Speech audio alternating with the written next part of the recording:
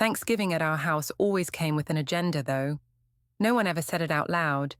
The turkey was perfectly golden, the wine glasses sparkled, and Dad's stories flowed like champagne. And just like every year, he found a way to bring her up. My sister, the crown jewel. "Your sister just bought a gorgeous home," he declared, beaming like a proud auctioneer showing off a priceless painting. Clarissa soaked in the attention, brushing a perfect curl behind her ear while everyone oohed and ahed, already rehearsing their congratulations. Then Dad turned to me with his usual smirk and the same question he always asked when the table had gone warm and smug. "When will you catch up, Evangeline?" Everyone laughed. Everyone except me. I did not flinch. I did not look down or nervously sip my wine. I met his eyes with a calm that was sharper than any raised voice and said clearly, "I did. I just didn't invite anyone who doubts me." For a second, I thought the chandelier might crash from the ceiling. Forks froze mid-air. Every pair of eyes shifted toward me like they had just noticed I was in the room. Silence followed, not the awkward kind, but the sharp, electric kind that slices through illusion. Clarissa's smile flickered. Mom blinked like she had been caught off guard in a dress rehearsal. Dad's hand twitched slightly on his wine glass, and I realized, with stunning clarity, they had no idea who I had become. They thought they knew me, the quiet one, the helper, the girl who folded chairs and fetched wine. They never once asked what I was building while they praised Clarissa's filtered milestones. But now, for the first time, I saw something change behind their eyes. The woman sitting across from them was not the afterthought anymore. I was the storm they never expected, and I had just rolled in without raising my voice. The moment Clarissa walked in, you could feel the air shift, like the party had finally arrived. Her heels clicked across the hardwood like a metronome. Her coat swung perfectly off her shoulders, and her hair looked like it had just been professionally blown out, which it probably had. She kissed Dad on the cheek, hugged Mom like it was a reunion episode, and settled into her seat at the center of the table like a queen returning to her throne. The room responded in kind. Compliments flew like confetti about her new promotion, the curated photos from her latest trip to Barcelona, and of course, the house. 4 bedrooms, Dad beamed, wraparound porch, granite everything, a real gem. Then came the pivot, the moment I could have timed to the second. His eyes turned toward me, and the warmth faded into a challenge. "So, Evangeline," he said with a grin that always came before a backhanded remark, "when are you going to catch up?" The laughter was immediate. Clarissa smirked. Even Mom chuckled. The table leaned into the performance like they always did, but I didn't. I sat still, calm, unmoved. I wasn't there to perform. I was there to unmask the script. What happened next didn't come from anger, it came from arrival. "I did," I said, clear and even. "I just didn't invite anyone who doubts me." The laughter stopped like someone had yanked the needle off a record. Silverware paused mid-bite. Dad's smile twitched. Clarissa blinked. The silence was deafening. For the first time, I let them feel the weight of their assumptions, and I didn't rush to soften the moment. If you're still watching and that moment hit you too, comment yes below and subscribe for more stories like this, ones that remind you you're not alone in the silence. No one knew how to respond. Not right away. Because this time I hadn't raised my voice. I hadn't even changed my tone. But I had flipped the entire room with one sentence. I wasn't the forgotten one anymore. I was the one holding the mirror up to their well-lit illusion. And in that reflection, they finally saw something unfamiliar. Me. The silence after my sentence didn't just fill the room, it redefined it. The warmth in my father's face faded into something colder, tighter, like he had just realized he no longer held the script. Clarissa set her fork down, eyes narrowing slightly, as if she were trying to recalculate the spotlight. My mother, ever the peacemaker, looked at me with a forced smile. The kind that usually worked to smooth things over, but this time it wobbled. What they didn't understand, what they never expected, was that I had not come to battle. I had come to end the performance. For years, Clarissa had been their living checklist of success: college, husband, house, curated social feed. Dad once toasted her at a barbecue and said, "This is what building a future looks like," while I stood across the yard holding a signed contract for my first major client. No one asked about it. They didn't even know, because they never cared to. So I said it. Not bitter, not loud, just true. I own my home now. 4,000 square feet. Bought it a year ago. No mortgage. My mother's eyes widened. Clarissa stiffened. Dad gave a hollow laugh, the kind he used when someone said something off script. "That's a lot of house for someone on their own," he said, like success needed to be accompanied by a husband to count. "Maybe," I replied, "but I paid for it myself, every cent." The room exhaled all at once, as if they had been holding their collective breath while the story shifted out of their control. Then I dropped the part they truly did not see coming. "By the way, Clarissa's name isn't even on the deed." Her head snapped toward me. Trevor, her husband, flushed red. "It's our house," he said, voice cracking slightly. "Sure," I nodded, "but the bank only sees one name." Clarissa's voice dropped, tight and clipped.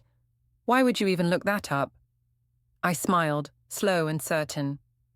"I didn't. Someone sent it to me. Said it was funny how I was always being compared to the one who owed the bank everything." That was the moment, not the reveal, the ripple of realization that followed. I was never behind. I had simply outgrown their script. Dad's face was still trying to recover from the shock of the house revelation when I moved on. I wasn't there to flaunt anything.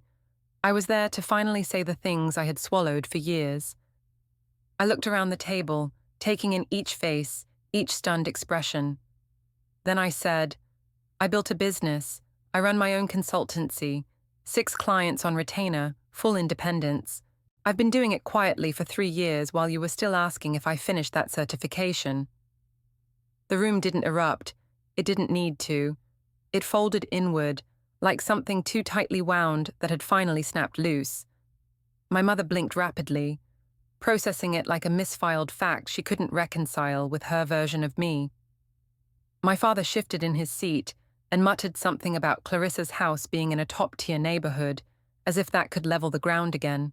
"Oh, totally," I said lightly, "although technically it's not her name on the deed." Clarissa straightened immediately, her voice coated in honey and thorns. "That's great, Evangeline," she said. "Really? But buying a house is a big deal. You didn't want to share that with your family?" Her tone was sugary, but the edges were sharp. I met her eyes. "You mean the family that only ever asked how close I was to becoming you?" Her smile froze. "I didn't hide it out of spite," I continued. "I just didn't feel the need to explain myself anymore." Dad tried again. "What kind of work are you even doing now?" "Freelance." His tone made the word sound like a polite insult. "No," I replied. "I was freelancing. Now I run a consultancy. 6 clients. No debt, no loans. Just me, building something real." That word, real, landed hard, because nothing they praised me for before ever felt like it belonged to me. But this did. And then, like a final turn of the key, I said, "You all made it clear I was less, and I believed it for a while, until I realized your standards never had anything to do with me. You praised what you could measure: square footage, filtered photos, granite countertops, but you never saw the work done in silence. Until now." The tension in the room had settled like dust, thick, unmoving, and impossible to ignore. No one reached for their drinks, no one laughed. They were still adjusting to the version of me that no longer fit inside the box they'd neatly constructed. I could feel their questions vibrating behind their stares, but I didn't offer more than they deserved. For once, I let the silence serve me. Then I turned to Clarissa. "You know," I said gently, "you're not the villain, but you never once used your voice to shift the spotlight. You just stood there and soaked it all in while I was fading at the edges of the frame." She opened her mouth, but no words came. I looked at my mother next. "You always smiled, always set the table, but you never asked how I was doing. You asked for updates you could brag about, not the truth of who I was becoming. Her eyes shimmered. For a moment I thought she might speak. Instead, she folded her napkin. And finally, I turned to my father, the one who loved performance more than presence. You told me to catch up, but you never looked close enough to see I was running a different race. His mouth twitched like he wanted to interrupt, to reclaim control, but there was nothing left to control. The narrative had already shifted. Then I laid it out plainly. I worked 12-hour days. I didn't vacation. I didn't ask for help. I built this life from nothing, while you were still deciding if I was worth noticing. And I did it without needing you to clap. The silence that followed wasn't empty. It was full of the weight of years of misjudgment and assumptions. And for the first time, I wasn't the one shrinking under it. Clarissa's hands were clenched in her lap, her carefully curated image cracking at the edges. She muttered, "You timed this pretty perfectly." I smiled, not in triumph but in truth. "No, you asked when I'd catch up," I answered. The room couldn't breathe. They were so used to me disappearing in their blind spots that they didn't know what to do when I finally stood in the center and refused to disappear again.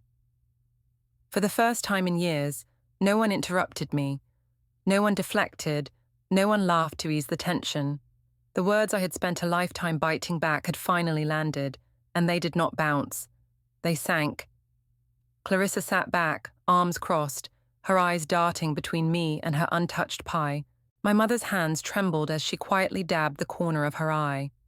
And my father, who had always been so sure of himself, looked small, not weak, just suddenly uncertain. Like the foundation he'd stood on for decades had tilted under his feet. I didn't raise my voice. I didn't apologize for the space I was taking up. I simply breathed, steady and clear. "You wanted to know why I stopped coming," I said. "Why I disappeared for 2 years. It wasn't because I was lost. It was because I was exhausted. From performing, from shrinking, from being edited out of my own story." My mother finally spoke, voice soft and fragile. "I didn't know, Evangeline. I just didn't realize." I nodded. "I know. That's the problem." Her eyes welled again, and she didn't try to wipe the tears away. It wasn't guilt exactly. It was recognition, the slow, painful kind that creeps in once the noise has cleared. I stood, not in anger, but in resolve. "I think I'm going to head out now." My chair scraped against the wood floor, but no one moved to stop me. I reached for my coat and paused, glancing one last time at the table. "You always asked me to come back," I said to my mother, "but never once asked how I was doing. You wanted milestones you could share, not the reality of who I was becoming." Clarissa looked up, her voice barely a whisper. "We don't have to be close, but I should have asked." I met her gaze, and for the first time, I saw something unguarded in her. Not defense, not jealousy, just truth. "Yeah," I said, "you should have." And to my father, I left only one line. "You told me to catch up, but I was never behind. You just never looked."